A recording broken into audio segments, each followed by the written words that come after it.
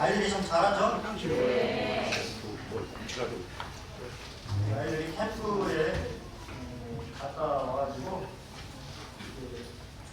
성령이 충만해가지고 계속 그 찬양과 율동을 하나님 앞에 그 마음으로 있는 것을 볼 때 보는 저희도 참 좋은데 하나님 얼마나 좋으실까라는 생각이 듭니다. 예, 오늘은 무화과 나무와 모든 나무를 보라는 말씀으로 되겠습니다.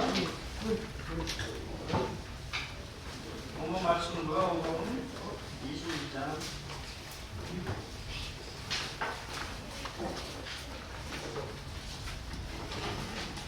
29절로 38절 짧은 구절인데 교독하면 있겠습니다. 29절 이에 비유로 이르시되 무화과 나무와 모든 나무를 보라.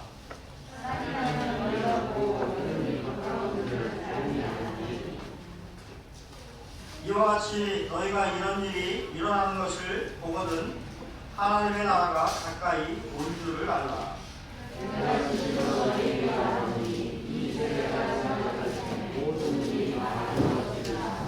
전쟁은 없어지겠으나 내 말은 없어지지 아니하리라.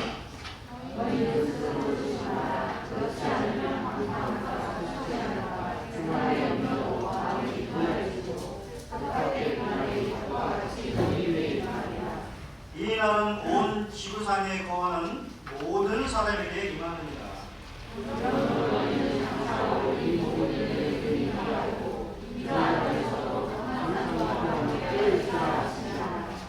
예수께서 낮에는 성전에서 가르치시고 밤에는 나가 감람원이라 하는 산에서 쉬시니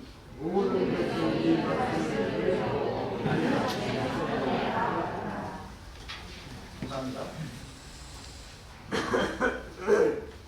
혹시 오늘이 무슨 날이신지 아십니까?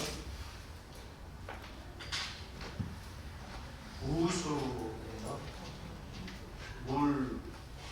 물에 비유죠. 비유의 물술자 라는 것을 써서 찾아보니까요.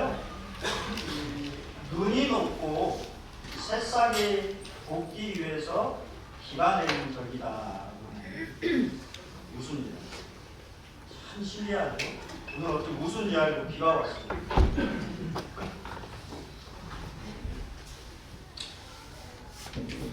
절기 얘기를 갑자기 한 이유는 우리 주님도 이러한 자연에 있는 것들을 비유로 많이 말씀하셨는데 우리가 일명 무화과 나무의 비유라고 하는 비유를 알고 있는데 실질적으로 여러분이 이스라엘이라고 하는 나라 팔레스타인이라고 하는 곳에 가면 살만한 기념품으로 이렇게 이제 사고 할 만한 것이 무화과 열매를 말린 과일을 많이 판매를 해요.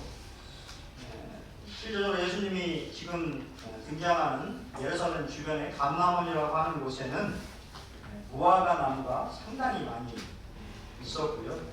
또 예수님이 우리가 잘 아는 것처럼 베다니, 나사로와 마리아와 마르다가 살던 곳, 그 베다니에서 이제 자주 휴식을 취하셨는데요. 그 베다니 앞쪽에 보면 벳바게라고 하는 곳이 있는데 거기도 무화과가 많은, 그래서 벳바게라고 하는 이름 자체가 덜 익은 무화과의 마을이다라고 하는 이름을 가지고 있을 정도로 예루살렘, 특히 이스라엘 지역에는 무화과가 상당히 많이 이렇게 있는 지역입니다. 주님은 아마 무화과를 보셨을 것이고 그 무화과를 보시면서 오늘 이 본문의 말씀을 하셨을 것으로 생각이 되어집니다. 우리가 이제 이 마태복음과 마가복음에는 그냥 무화과 나무의 비유를 배우라라고 이렇게 말씀을 하고 있는데요. 누가는 무화과 나무 얘기를 하고 있지 않고 무화과 나무와 모든 나무를 보라고 이렇게 덧붙여서 말하고 있는 것을 보는데 생각해보면 이것은 아마 이 이방인, 특별히 이 누가복음을 저술하고 있는 이 누가는 유대인이 아닌 이방인들을 생각하면서 글을 쓰고 있었기 때문에 그가 이 무화과 나무의 비유라고 하는 것을 덧붙여서 모든 나무에 빗대어서 이야기를 하고 있는 것을 보게 됩니다. 일반적으로 지금 이게 두 가지 이야기가 나누는데요. 저는 이제 저희 모임은 이 무화과 나무의 비유를 이스라엘의 그런 태동으로 그렇게 이제 보고 또 그렇게 믿고 있는데요. 실제로 이 무화과 나무는 포도나무라고 하는 것과 상징적으로 봤을 때 이스라엘을 실제적으로 상징하는 그림의 모습을 가지고 있어요. 또 실제적으로 이것을 또 비판하시는 분들도 있습니다. 왜냐하면 이 무화과 나무 비유를 너무 막 이렇게 제가 지난주에도 말씀드렸습니다만 시기와 때는 예수님도 모르신다고 얘기를 했어요. 근데 꼭 이단들은 뭘 강조합니까? 시기를 강조해요. 언제 올 것이다라고 하는 것을 강조하면서 얘기를 합니다. 근데 그런 것도 상당히 이 말씀에 비춰봤을 때 조심스러운 면이 있다고 하는 것을 아셔야 되고요. 그럼에도 불구하고 좀 말씀을 좀 드려야 될 것 같습니다. 이스라엘은 우리가 지난주에 말씀드린 것처럼 AD 70년에 로마의 장군이었던 티투스 장군에 의해서 멸망했어요. 완전히 예루살렘이 함락이 되었고 그 후에 나중에 혹시 이제 이스라엘 선지서에 가시면 마지막 이 사람들이 투쟁을 했던 곳에 꼭 한번 방문하실 기회가 있을 텐데요. 거기에 이렇게 이 로마 군인들과 싸우다가 다 자살하고 한 사람만 생존해서 그들의 이 기록을 전해주는 곳을 나중에 한번 방문하실 수 있을 건데요. 나라가 우리가 그런 얘기 하죠. 100년만 나라가 없으면 어떻게 될까요? 여러분 생각해 보셨어요? 100년만 나라가 없으면 언어나 민족성이나 그들이 가지고 있는 생각이나 이런 것들이 어떻게 될까요? 변하죠. 여러분이 이민 가서 10년만 살아도 한국 사람이 아닌 전혀 다른 그 세계의 문화에 동화돼가지고 살아가게 됩니다. 근데 1000년이라고 하는 1000년이 넘은 시간 동안 나라가 없었어요. 전 세계로 유대인은 흩어져서 생활을 했고, 근데 그냥 전 세계로 흩어져가지고 생활하는 것이 아니라 그 1000년이 넘는 기간 동안 사람들은 유대인을 좋아했을까요? 싫어했습니다. 박해했어요. 미워하고. 그래서 그때 제가 말씀드렸잖아요. 그들이 살 수 있었다. 그래서 제가 그때 말씀드렸습니다. 유태인 이 그림을 자세히 보면 유태인들이 그린 그림에 뭐가 있냐면 음악과 바이올린이 등장한다고 합니다. 그들이 버틸 수 있었던 이유 중에 하나가 음악이에요. 음악을 통해서 그들이 뭔가 굴려있는 그러한 이 감정들을 아마 해소하지 않았을까라는 생각을 개인적으로 해보는데 어떻게 됐든 간에 1948년 5월 14일 날 유엔의 결의로 이스라엘이라고 하는 나라가 다시 건국되었습니다. 그러니까 국제사회에 이스라엘이라는 나라로 통용이 되는 날짜가 1948년 5월 14일. 근데 이거는 여러분 이건요 우리가 쓰고 있는 지금 달력 그레고리 역이잖아요. 그레고리 역에 따른 것이고 유대력으로 따지면 2월달이에요. 그 유대력은 음력이기 때문에 매번 독립기념일이 달라집니다. 같은 날 우리가 5월 14일 날 이 독립기념일을 하는 게 아니고 유대인들은 매년 달라져요. 음력이기 때문에. 근데 저는 여기서 두 사람을 좀 생각을 해보고 싶은데요.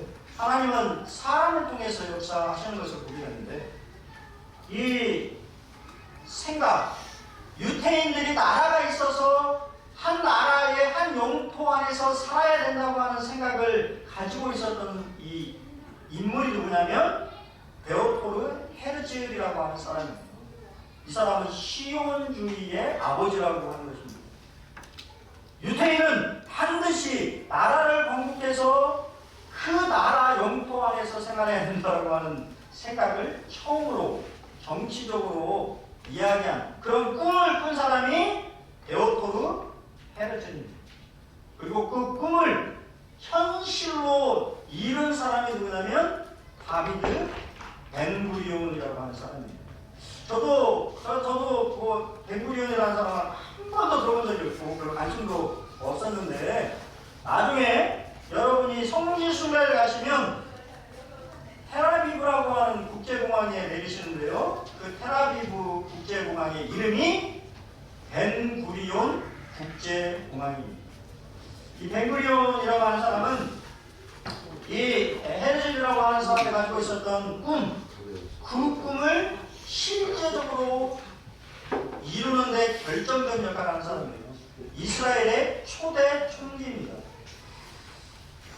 그리고 실제적으로 이 벤구리온은 이 찾아보시면요, 총리만 한 게 아니고 국방장관도 하셔가지고 우리가 말하는 중동의 6.1 전쟁을 승기로 이끈 장군입니다.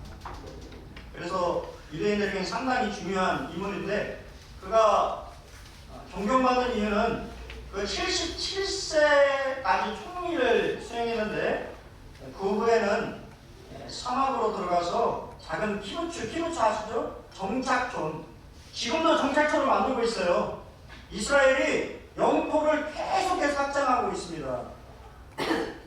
우리는 관심 없지만 여전히 땅에 대한 진욕을 보이고 있어요. 아브라함에게 주셨던 땅을 회복해야 된다고 하는 이 유태인들의 이 생각, 그 생각이 지금도 사막을 개간하고 있습니다. 팔레스타인 지역을 계속 넓혀가면서 젊은이들이 그 사막에 들어가서 개간하며 집을 짓고 살고 있어요. 그 대표적인 일을 하는 인물이 벤구리온입니다. 벤구리온이 한 말은 참 의미가 있습니다. 사막은 우리에게 언제든지 다시 시작할 수 있는 기회를 주지. 여기가 이스라엘 르네상스의 터전이라네. 우리가 이 척박한 땅에 심은 저 나무들을 보게 내 눈에는 스위스나 스칸디나비아의 울창한 숲보다 아름답다네. 마치 어미가 자식을 키우듯 우리가 물 주고 정성 들여 키웠기에 그렇겠지. 우리 유대인들에게 사막은 창조의 공간이라는. 그가 총리직을 마치고 한 일은 사막에 가서 집을 짓는 일이었습니다. 그리고 그 집을 짓는 그 일을 마감하고 그는 87세의 나이로 죽었는데요. 그가 남긴 것은 사막의 4평짜리 침실과 작은 서재와 가죽옷 한 벌과 신발 한 켤레와 평생 애용했던 노트 주전자와 부부의 찻잔 세트 한 세트 정도라고 합니다. 그는 초대 총리이기 때문에 당연히 국립묘지에 묻힐 것 같지만 그는 그러지 않고 부부는 그가 살던 사막에 묻혔습니다. 그리고 그 사막은 벤구리온 대학이라고 하는 대학이 지금 있습니다. 대단하게 존경받을 만한 인물이죠. 사막의 허벌판을 보면서 그는 하나님에 대한 꿈, 이 땅을 회복해야 된다고 하는 꿈을 가지고 그곳에 농토를 가꾸고 양식장을 가꾸고 콩밭을 가꿔서 여러분은 어떤 꿈을 가지고 계십니까? 이런 꿈을 가지고 계십니까? 제가 참 지금도 기억이 나는데요. 이 가보면 먹고 살 게 없어요. 먹고 살 게 없어서 제가 그때도 한번 말씀드렸습니다만 가이드하는 목사님한테 물어봤다는 거 아닙니까? 아니 도대체 유태인들은 뭘 먹고 삽니까? 가보세요. 척박합니다. 자원 뭐 이런 거 없어요.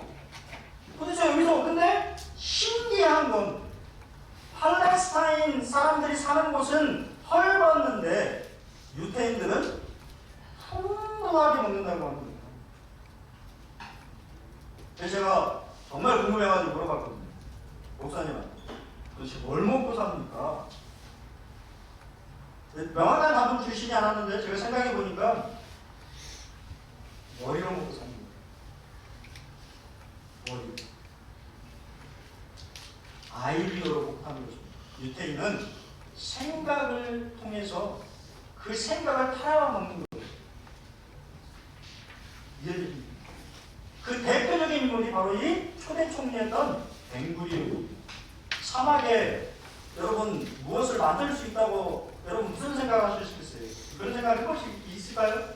아마 저 같으면 못했을 것 같아요. 근데 이분은 그러한 생각을 하셨고 그러한 일들을 하고 있다고 하는 것이고 그러한 생각이 실제 젊은이들에게 영향을 미치면서 유태인들은 자신의 머리를 하나님이 주신 이 지혜를 가지고 먹고 살아가고 있다고 하는 것입니다. 무화과나무의 비유를 말씀하셨는데요. 이것은 뭐를 말할까요? 이의 비유로 이르시되 무화과나무와 모든 나무를 보라고 말씀하십니다. 싹이 나면 너희가 보고 여름에 가까운 줄을 어떻게 한다고요? 자연이 안다고요. 여러분 우리도 그렇잖아요. 새싹이 이제 돋아나면 봄이 온다고 하는 것을 알고 이제 그 싹이 움터서 시간이 지나면 거기에서 뭐가 난다고 하는 거 알아요?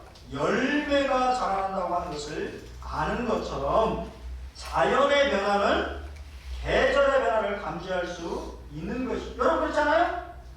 이제 지금 제가 오늘 점퍼를 안 입었어요. 저희 자매가 추우니까 점퍼 입고 하라고 했는데 나가보니까 바람이 추운 바람이 아니더라고요. 조금 제 느낌에는 조금 시원한 바람이 봄이 오고 있구나라고 하는 느낌이 춥지 않다는 얘기는 아니고요. 춥긴 추운데 좀 제 느낌에는 봄바람 느낌이 좀 났다는 거예요. 우리 다 알잖아요. 계절의 변화를 자연의 모습을 통해서 알잖아요. 안 그렇습니까? 여러분 벚꽃이 피는 계절에 점퍼를 입고 나가시겠어요? 아니잖아요. 봄이라고 하는 것은 너무 자연스럽게 간다고 하는 것이죠. 근데 그것을 통해서 우리는 예수님은 뭐를 말씀하고자 하는 걸까요? 그것은 자연의 변화 속에 뭐가 있다? 하나님의 섭리가 있다고 하는 것을 알아야 된다고 하는 거예요. 그냥 사람들은 제가 참 안타까운 것이 이제 곧 있으면 여기 권영로에 벚꽃이 피고 참 아름답게 쌍으로 이게 피면 사람들은 사진을 찍으면서 남기잖아요. 그것을 만드신 창조주 하나님. 근데 중요한 거는 우리 성교사님 벚꽃이 야만히 피어있나요? 아니, 조금만 지나면 다 떨어져요. 왜 떨어질 거예요? 자연의 이치인 거예요. 자연의 모습 속에 하나님의 섭리가 있다고 하는 것을 깨달아야 된다고 하는 거예요. 이런 일이 일어나는 것을 보거든 하나님의 나라가 가까운 것을 알라고 하는 것입니다. 열매가 맺힌다고 하는 것은 결국 그냥 열매를 놔두나요? 놔둡니까? 걷어들이는 것이죠. 추수를 하게 되는 거예요. 걷어야 되는 거예요. 실과가 열매를 맺히면 걷어들이는 것입니다. 인생도 영원히 사는 것이 아니라 임종의 시간이 있다고 하는 거예요. 자연의 이치가 그런 것처럼 우리가 사는 이 세상도 영원히 있는 것이 아니고 끝이 있다고 하는 것입니다. 그것을 뭘로? 징조로 알아야 된다고 하는 거예요.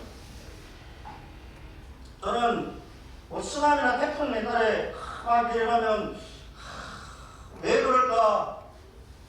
좀 이제 제 마음속에도 그렇잖아요. 재앙이라고 하는 것이 수많은 사람, 지금 우리가 잘 알면 좀 지구 반대편에 튀르키예와 시리아의 수많은 사람들이 이 공포 가운데 어려움을 겪고 있기 때문에 그거에 대한 어떤 답.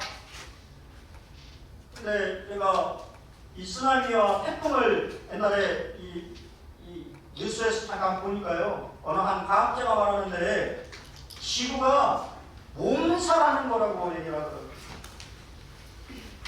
그 몸살을 안 하면 안 되기 때문에 우리가 몸을 막 쓰면 어때요? 몸살이 나는 것처럼 우리가 이 그냥 은혜로 누리는 이 지구, 이 땅덩어리도 몸살을 낳는다고 하는 거예요.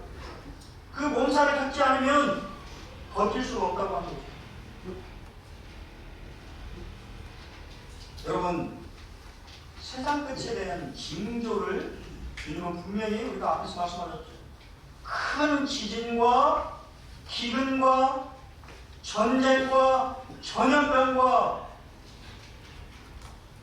이러한 것들이 강해질수록 세상 끝이 가까워지고 있다고 하는 징조라고 하는 거예요. 자연의 이치를, 자연의 변하는 모습을 통해서 우리가 깨달아야 할 것은 끝이 있다고 하는 거예요.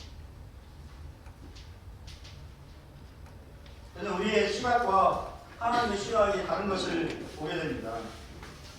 우리의 시각은 어때요? 천재는 없어지겠으나 잘 안 믿어지죠. 나는 오늘도 눈을 뜨고 바라보는 이 세상은 어제 봤던 세상과 크게 다르지 않은, 그렇게 생각하죠. 그렇지 않습니다. 천지는 없어지겠으나 우리의 시선은요, 우리가 믿고 사는 이 세상이 뭐처럼 영원한 것처럼 여기면서 살아간다고 하는 거예요. 착각 속에 살아간다고 하는 거예요. 또 두 번째 착각은 뭡니까? 천지뿐만 아니라 우리의 인생도 마찬가지죠. 제가 이제 50이 넘었는데요. 저는 가끔 그런 생각을 합니다. 70까지 살까? 아니요, 그런 생각 진짜 해봐요. 착각이라고 합니다. 하나님의 은혜가 아니면 70까지 살 수 없어요. 우리 박유선 부처님 90 넘으셨거든요. 하나님의 은혜를 엄청 베푸신 거예요. 백발은 노인의 영광이라고 말씀하시잖아요. 장수하는 것은 하나님의 축복입니다. 우리 모친님 오래 사시는 거 하나님 축복하신 거예요. 하나님 은혜가 모친님의 삶 가운데 함께하고 있는 거예요. 근데 우리는 착각한다는 거예요. 나도 솔직히 죄송합니다만 제가 그렇게까지 못 살고 싶은 마음은 없는데 70, 80 살 거라고 생각하는 거죠.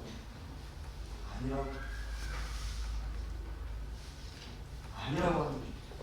자연의 이치가 죽음이라고 하는 끝이 있는 것처럼 우리의 인생도 끝이 있다고 합니다.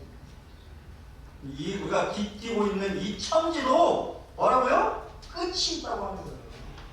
근데 우리는 그것이 영원할 것처럼 생각하며 거기에 엄청난 시간과 노력과 투자를 하며 살아가고 있지 않냐고 하는 것입니다. 하나님의 시각은요, 천지에 없어지면요, 하나님의 시각을 봤을 때 아무것도 아닌 일이에요. 우리의 눈에 천지가 없어진다고 하는 것은 정말 상상할 수 없는 일이지만 하나님이 보셨을 때는 그냥 의복을 갈아입는 것 같은, 그리고 그분이 말씀하셨다고 하는 것은 뭡니까? 확실하다고 하는 거예요. 왜냐하면 하나님이 성품적으로 그분은 거짓말할 수 없는 분이에요. 또한 그분의 약속은 지켜지지 않은 적이 없습니다. 또 이 말을 하고 있는 분이 누구예요? 하나님의 아들이 말씀하십니다. 우리 또 하나님의 인재를 느끼고 바뀌고 있지 않습니까? 그리고 결국은 하나님의 목적에도 부합해요. 세상은 우리가 생각하는 것보다 훨씬 더 악해지고 있고 제약이, 그때 우리 수요일 날 지금 유대인 성경 읽기를 하고 있는데요. 노아의 모습을 우리가 얘기했잖아요. 하나님 언제 심판하실까요? 제약이 간영할 때, 이 세상이 더 이상 이 제약을 감당할 수 없을 정도로 끔찍할 때 하나님은 결국 진노의 잔을 부을 수밖에 없어요.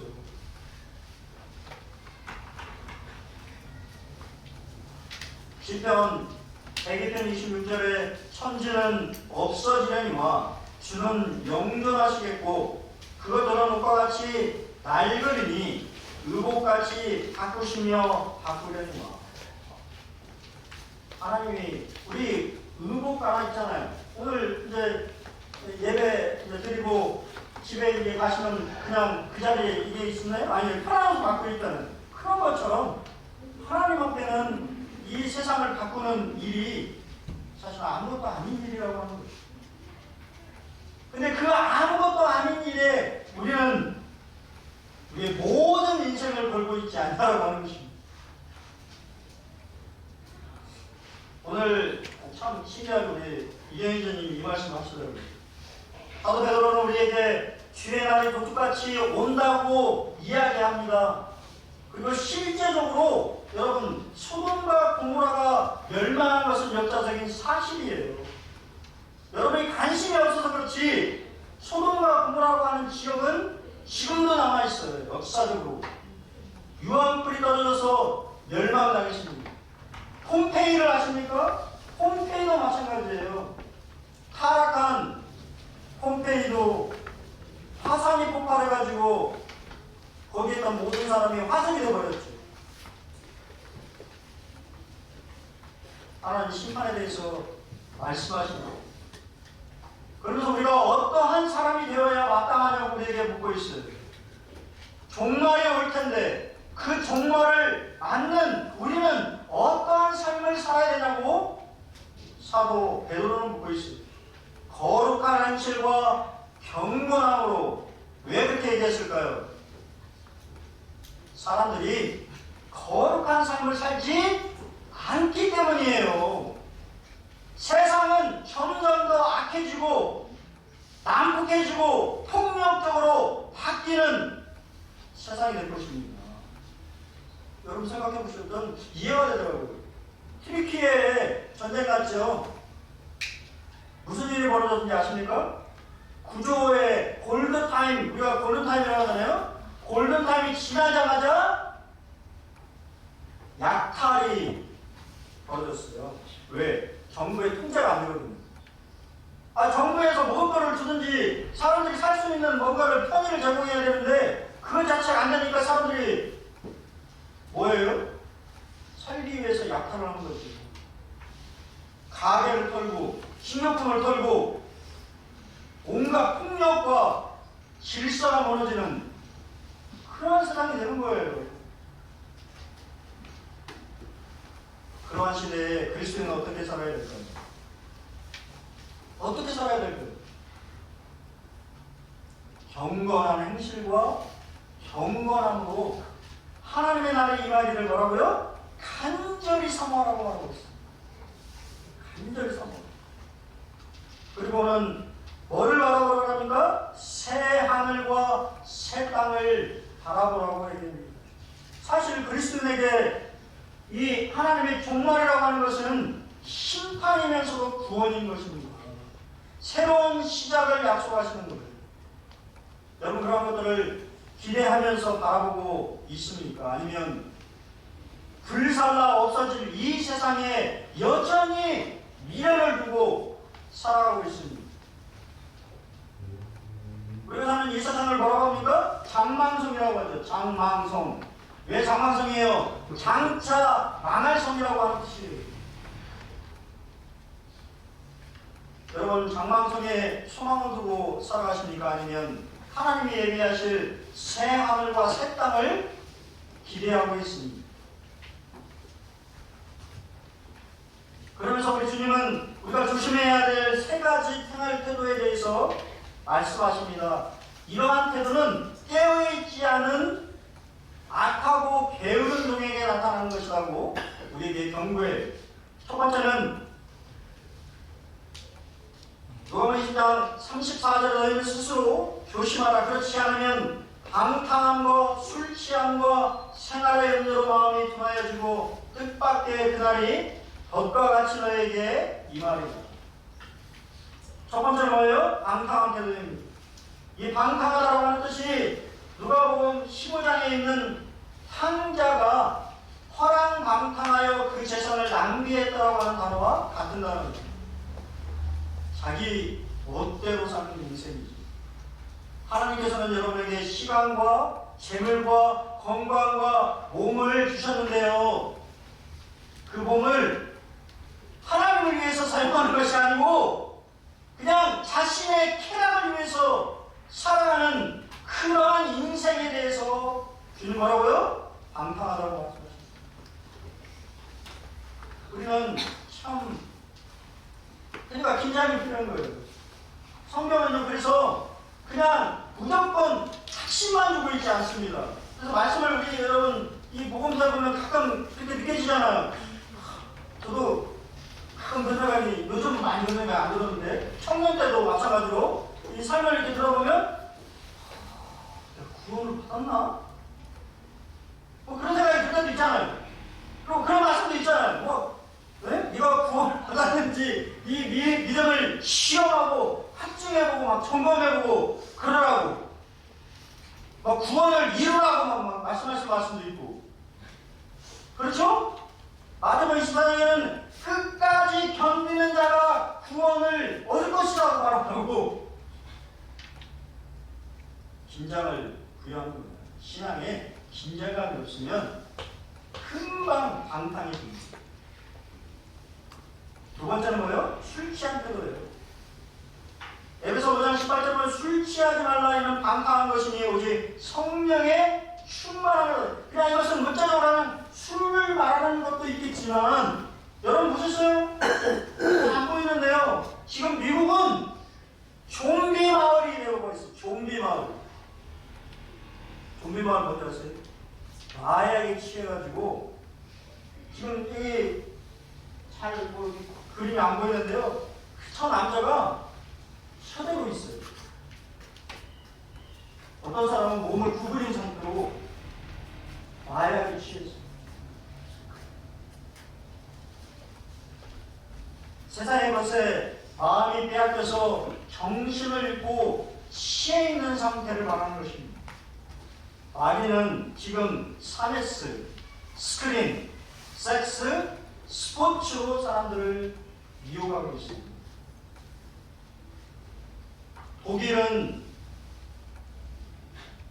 축구가 힘이죠. 아십니까? 독일에 기독교가 부흥하고 있을 거라고 생각하십니까? 천만의 말씀이에요. 영국도 마찬가지예요. 영국과 독일 다 축구에 미쳐 있어요. 우리는 무엇에 취해 있습니까? 성령에 취해 있나요? 아니면 다른 무엇인가에 취해서 정신을 잃어버리고 있습니다. 세 번째는 생활의 염려입니다. 생활의 염려는 우리의 관심을 하늘이 아닌 이 땅에 붙들어 맵니다. 실제로 그렇죠. 또한 이 생활의 염려는 하나님 없는 삶, 하나님께서 우리의 삶을 분명히 돌봐주시겠다고 약속하셨는데 그 약속을 믿지 않는 것이죠. 뭘로 바꿔야 됩니까? 우리 주님 주신 건 뭐예요? 염려하지 말고 기도하라고 하셨어요. 기도하라고. 여러분 염려하지 마시고 뭐 하세요? 기도하세요.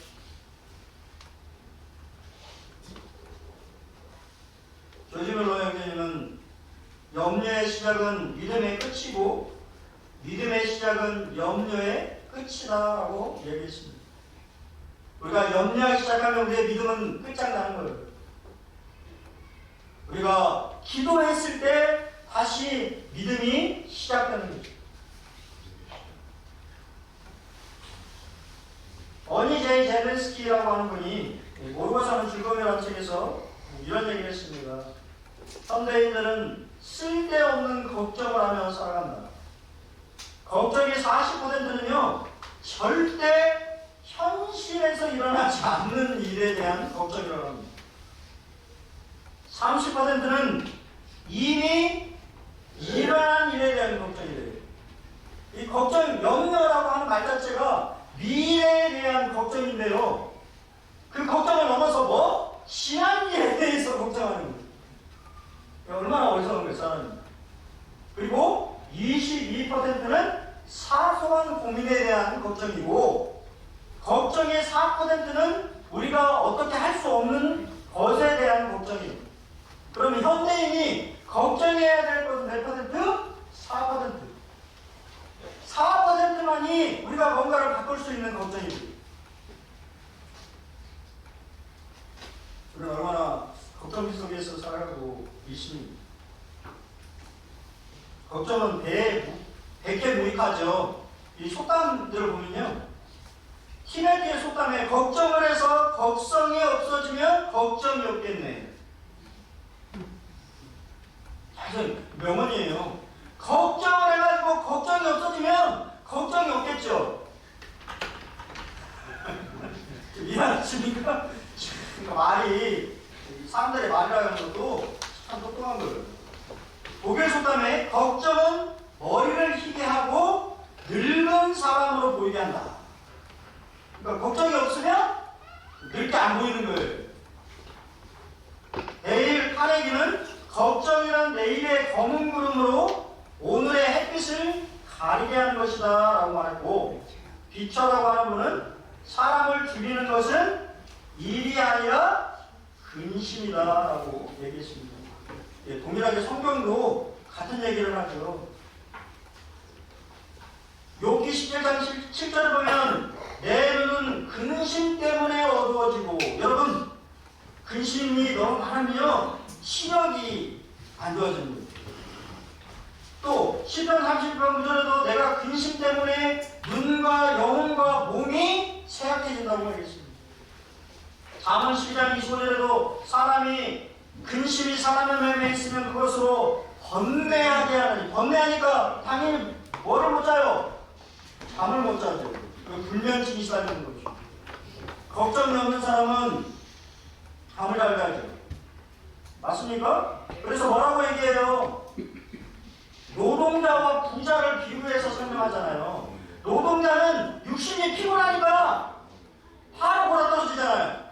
하지만 부자는 시킬 것이 많으니까 고민하다가 번뇌하고 이 불면증이 쌓이는 거죠.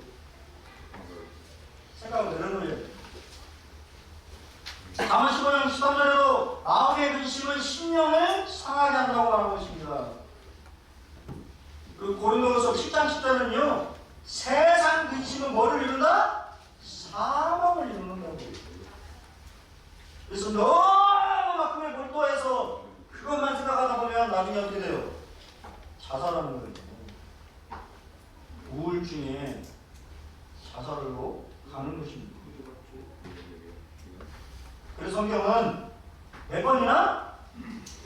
365회에 염려하지 말고 걱정하지 말고. 그냥 그렇게만 하면 된다고요? 아니요. 뭐 해야 돼요? 기도하셔야 돼요. 여러분의 걱정을 누구한테? 하나님 앞에 맡기면 되잖아요. 왜 사서 고생하십니까? 이게 쉽지 않죠.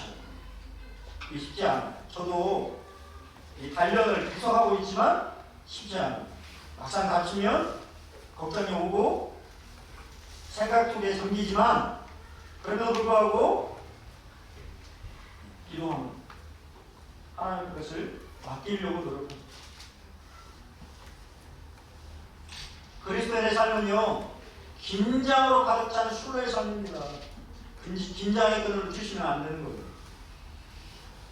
주님은 계속 깨어 주님의 오심을 준비하고 있으라고 우리에게 요구하셨어요.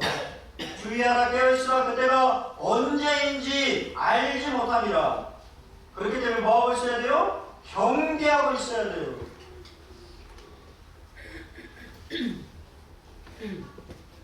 경계. 우리 오용사님, 죄송합니다만 우리 형제님이 갑자기 병원에 수술하러 들어갔어요. 그럼 집에 가서 쉬시죠? 그런 사람 봤어요? 뭐 어디 있어요? 수술실 앞에서 언제 오느냐? 이 수술이 잘 될까 긴장하면서 안절부절하면서 그렇게 있죠? 맞습니까? 집에서 자네요? 이상한 거예요. 그런 마음인 것입니다. 깨어 경계하고 있으라고 하는 것은 그런 마음입니다. 수술실에 들어간 내 사랑하는 남편, 내 사랑하는 아내, 내 사랑하는 아들 수술이 잘 될까 염려하며 초조해하며 좋은 소식을 기다리는 것처럼 경계하고 있는 것이죠. 왜냐하면 언제 올지 모르기 때문에. 또한 이것은 주님을 섬기는 일에 적극적으로 임할 것을 우리에게 말하고 있어요. 왜요? 여러분의 주님이 바뀌었거든요. 일을. 근데 안타까운 것은 주님이 나에게 뭐를 맡긴지를 모르고 방황하시는 분들이 계신다고 하는 거예요.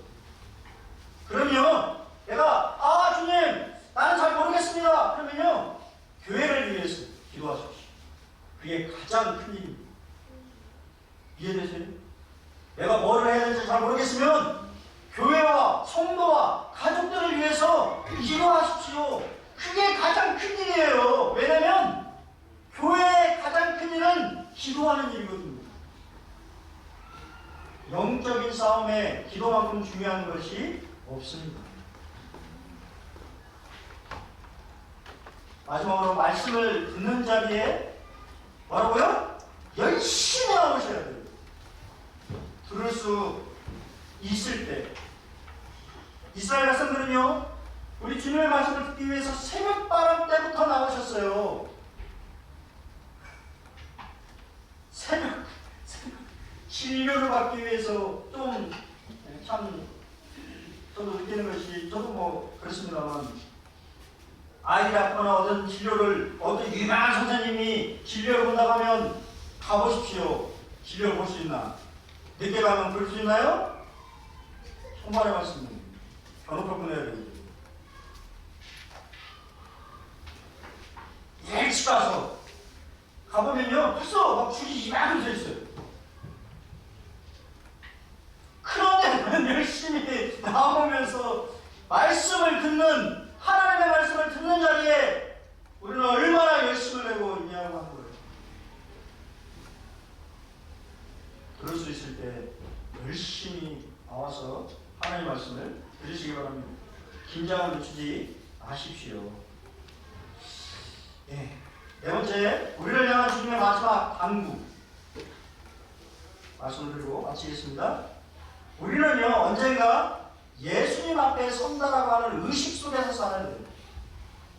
라틴어로 이걸 코란데오라고 하는데 주님 앞에 선다라고 하는 생각.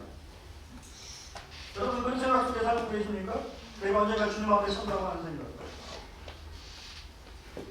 이것은 아브라함에게 말씀하신 신앙의 원리와 같은 거예요. 여호와께서 아브라함에게 나타나서 그에게 이르시되 나는 전능한 하나님이라 너는 뭐라고요? 내 앞에서 행하여 완전하라고 말하고 있는 거예요. 우리는 하나님을 의식하면서 살아가고 있습니다. 내가 하나님 앞에 선다라고 하는 생각. 이러한 생각이 그러한 생각으로 신앙생활을 해야 된다. 언젠가 우리도 결산할 날이 온다고 하는 것입니다. 두 번째는 기도하고 있다고 하는 것 자체가 뭐예요? 깨어있다고 하는 증거예요. 여러분 기도하고 있습니까? 그럼 여러분은 영적으로 깨어있는 거예요. 하지만 기도하고 있지 않다고 하면 여러분은 깨어있지 않는 거예요. 졸고 있는 것입니다. 항상 기도하며 깨어있어라. 같이 붙어있죠. 깨어있는 것과 기도하는 것이 같이 붙어있어요. 에베소서에서도 두 가지를 말씀하고 사도 바울은 모든 기도와 간구를 하되 항상 성령 안에서 기도하고 이를 위하여 깨어 구하기를 항상 힘쓰며, 그렇죠? 기도와 깨어있는 것을 같이 말하고 있습니다. 하나 더 말하고 있죠. 또 나를 위하여 구할 것은 내게 말씀을 주사 나로 입을 열어 복음의 비밀을 담대히 알리게 하옵소서. 기도와 복음에 대한 열정.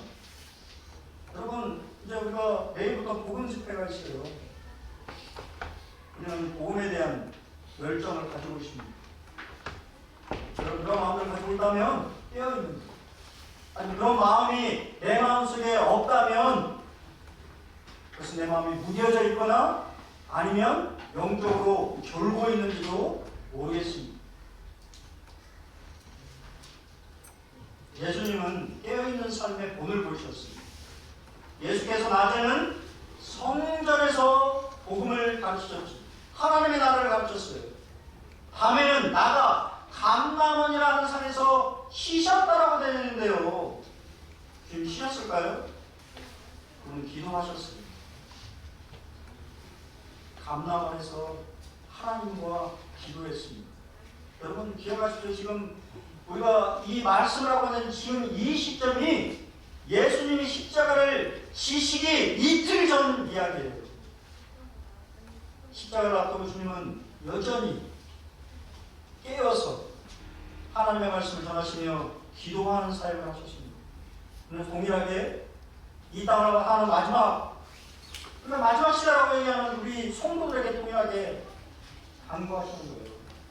여러분 기도해 주십시오. 내일 복음 집회를 위해서 기도해 주십시오. 다시 말하면 많은 분들이 오셔서 복음을 들을 수 있도록 기도해 주시고, 저는 이번에 이렇게 생각하면서요, 우리 성도님이 어떤지 모르겠지만 우리 강사님이 기도가 되더라고요.